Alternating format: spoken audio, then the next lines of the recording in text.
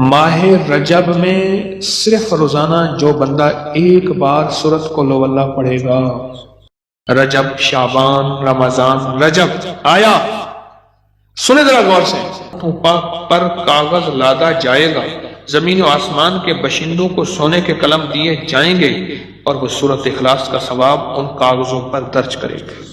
ماہ رجب میں صرف روزانہ جو بندہ ایک بار سورت قل ہو اللہ پڑھے گا، رجب، شعبان، رمضان، رجب آیا، سنے ذرا غور سے، جو ماہ رجب میں صرف ایک بار سورت، اچھا غور سے سنیں، یہ تو اس کے لیے جو ایک بار پڑھے، اور جو زیادہ پڑھے گا پھر کوئی کمال ہے اس کی عطا اور رحمت؟ جو زیادہ پڑھے گا ایک بار سورت اخلاص پر، ایک بار رجب میں۔ اب اس کے ذرا کمالات سنیے، 10,000 اونٹوں پر کاغذ لادا جائے گا، کتنے ٹن ہو؟ 10,000 اونٹوں پر کاغذ لادا جائے گا، زمین و آسمان کے باشندوں کو، زمین اور آسمان، آسمان سے مراد فرشتے، اللہ اکبر، کے باشندوں کو سونے کے قلم دیے جائیں گے کہ لکھو، اس کا ثواب کس کے لیے؟ جس نے پڑھا تھا، لکھو لکھو، اور وہ لکھتے لکھتے لکھتے لکھتے اس کا ثواب اب پتہ نہیں کب تک لکھیں گے۔ کیا نعمت ملی ہمیں سورت اخلاص کی۔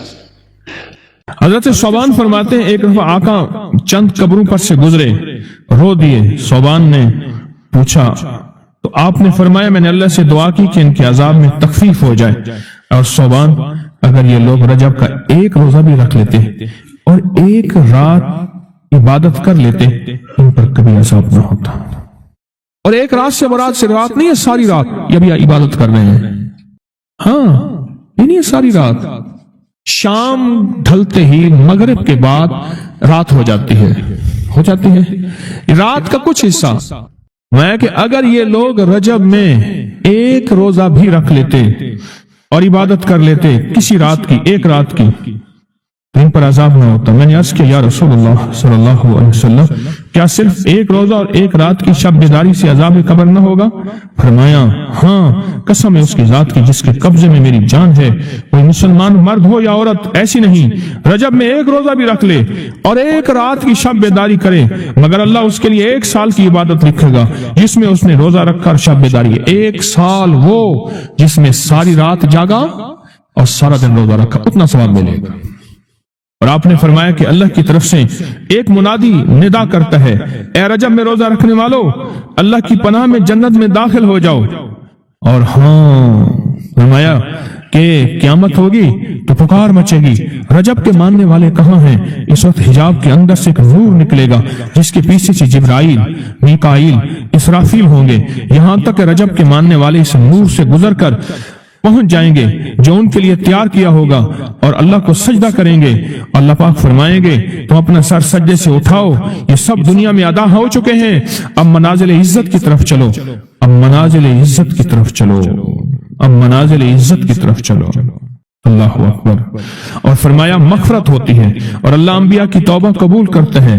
اس رجب کے ایک روزے اور ایک تھوڑی سی عبادت سے اللہ اولیاء کو دشمنوں سے چھڑاتا ہے، اور 3 چیزیں اللہ کے ذمہ ہیں، معافی، باقی عمر کی عصمت، اور تیسری یہ کہ بڑی پیشی، یعنی روز قیامت پیاس نہیں لگے گی، روز قیامت پیاس نہیں لگے گی۔ یہ چھوٹی چھوٹی راتیں، یہ چھوٹے چھوٹے دن، یہ چھوٹے چھوٹے لمحے آتے ہیں، اور آتے اس لیے ہیں کہ ہمیں کچھ دے جائیں، اگر اس کا غصہ ہے بھی ٹھنڈا ہو جائے۔ ہمارے محلے میں ایک درزی ہوتا تھا، بہت کاریگر تھا، اس کے بڑے شاگرد تھے، اصل وہ بکھا पत्थर का था, यहाँ रोजी रोटी मिली तो वहीं आ गया, पुराने शहर में रहता था। तो वहाँ उसके साथ एक अजीब मामला था, वो जिस दुकान पे भी बैठता, सारी उम्र घर भी किराए का था, उसकी दुकान भी किराए की, और सारी उम्र ऐसी गुजरी। जिस दुकान पे बैठता था, जिस दुकान पे बैठता था, वो उस दुकान वो क्या करता था, वीरान दुकान ढूंढता था जिसकी दुकान किराए पे नहीं होती थी। गौरतलब बात है, अजीब बात बता रहा हूँ, ये मेरे देखे वाकई हैं। वो हमारे पड़ोस में कुछ 30 साल रहा, तकरीबन 30 साल रहा। वो वीरान दुकान लेता था, नामवर इतना था कि उस्ताद को आके दुनिया ढूंढती थी, जब वो गली के कोने में जहां बैठ जाए, इतना कारीगर था। वीरान दुकान ढूंढता था जिस दुकान को कोई नहीं लेता था, फिर लिखवाता था कि मैं इतने साल तक नहीं उठाएगा, वो खुशी से लिख के दे देता था, क्योंकि इसको तजर्बा था, उसको नहीं था। इतने और बड़े बड़े ताकतवर लोगों की गवाहियां डलवाता था कि कल को मुझे उठाएगा, क्योंकि मैं कैसे उठाऊंगा, मेरी दुकान किराए पे नहीं जाती, तू मुझे किराया दे रहा, इतने अरसे से मेरी दुकान बंद पड़ी है, मैं कैसे उठाऊंगा, कह नहीं मैं तो मुझे उठाएगा, पता है मुझे। बड़े बड़े लोगों की गवाहियां डलवाता था,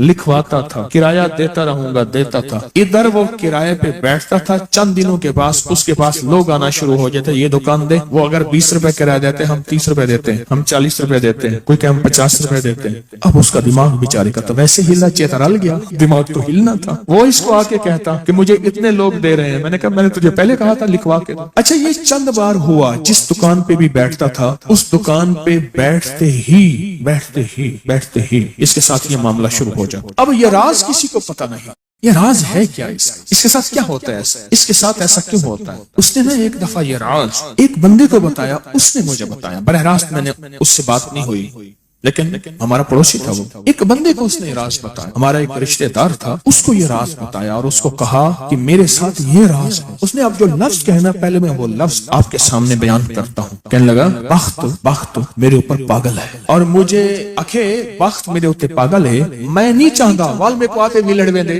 विलड़ चिपक जाता है, चिपट जाता है, लिपट जाता है, मैं नहीं चाहता आके फिर मुझे लिपट जाता है बख्त। अच्छा, जिसकी दुकान आने की होती है 100 आने की हो जाती है। अच्छा, इधर मैं दुकान छोड़ के जाता हूँ किसी और जगह पे, वो दुकान फिर आने की हो जाती है, फिर जहां मैं जाके बैठता हूँ फिर वो 100 आने की हो जाती है, फिर वो पीछे वाले मुझे आके बुलाते हैं, आपकी मेहरबानी आ जाओ, इससे कम किराया देना। था कोई ऐसा, क्योंकि हाथ का कारीगर बहुत कम होता है जो सरफिरा ना हो, हाथ का कारीगर वो हाथ का जिस शोबे का हो, था कोई सरफिरा, कह रहा मैं नहीं जाता था दुकान पे, तुमने मुझे निकाला था, सारी जिंदगी उसने ऐसे गुजारी। अब ये वक्त कहां से मिला, अब वक्त को सुनो। क्या मेरा बाप मजदूर था, मजदूरी करता था, बड़ा हुआ तो उसने मुझे दर्जियों के काम पे डाल दिया कि बेटा चलो छांव का काम है तो करता रहेगा। मैं तो धूप सर्दी गर्मी मजदूरियां करता रहा, दर्जियों का काम छांव का काम है तो करता रहेगा।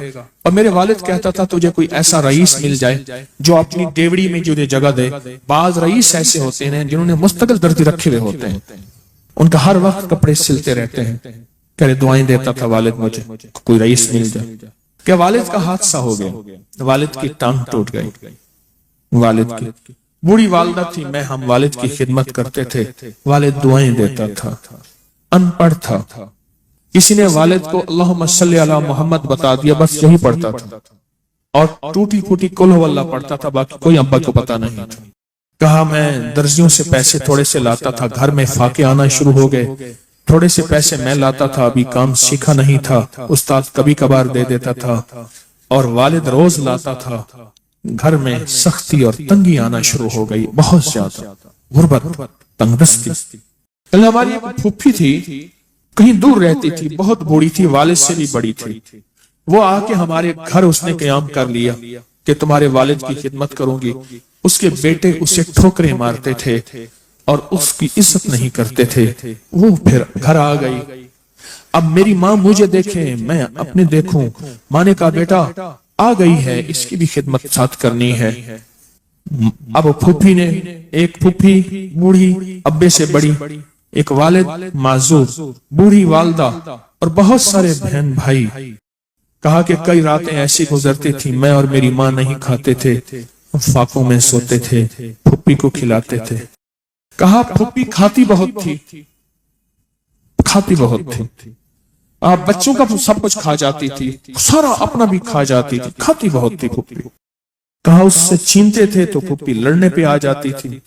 एक घर में अजीब कशमकश थी। کہا ان سختیوں تلخیوں میں ان کی خدمت کرتا رہا، باپ کی ماں کی خدمت کرتا رہا، حتیٰ کہ والد پتہ نہیں کتنے سال کہے مجھے بھول گئے، فوت ہو گئے۔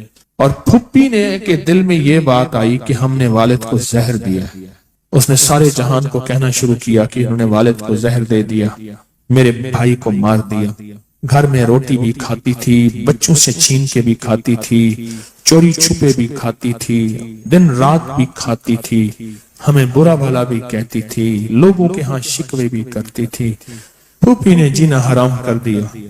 کہا میری ماں کہتی تھی بیٹا کوئی بات نہیں، برداشت کرو۔ برداشت کرتے کرتے پھوپھی بھی چلی گئی اور اس کو اللہ کی امانت کو اللہ کے سپرد کیا، اور پھر اب ماں رہ گئی۔ اب میں نے اپنی ساری توجہ ماں پہ ڈال دی۔ کہا اماں کیا کرتی؟ خالی چھابی نہیں ہوتی ہے، چھابی روٹی تو تھوڑی سی ہوتی تھی، کھا لیتے تھے، خالی چھابی ہاتھ میں ایسے لے کے نہ کہتی اللہ اس کو اتنا بخت دے، اتنا بخت دے، اس کے ساتھ دھرتی لگے تو اس کو بخت دے، اس کے ساتھ سوئی لگے تو اس کو بخت دے، اس کے ساتھ دھاگا لگے تو اس کو بخت دے، اس کے کپڑے جو پہنے اس کو بخت دے، اس کو جو دیکھے اس کو بخت دے، اس کو جو اس کو دیکھے اس کو بخت دے۔ اماں چھابی لے کے مانگتی تھی، روتی تھی، اور بعض اوقات چھابی میں اماں کے بہت سارے آنسو ہوتے تھے۔ کہ بس یہ نظام چلتا رہا چلتا رہا، اماں بھی گزر گئی۔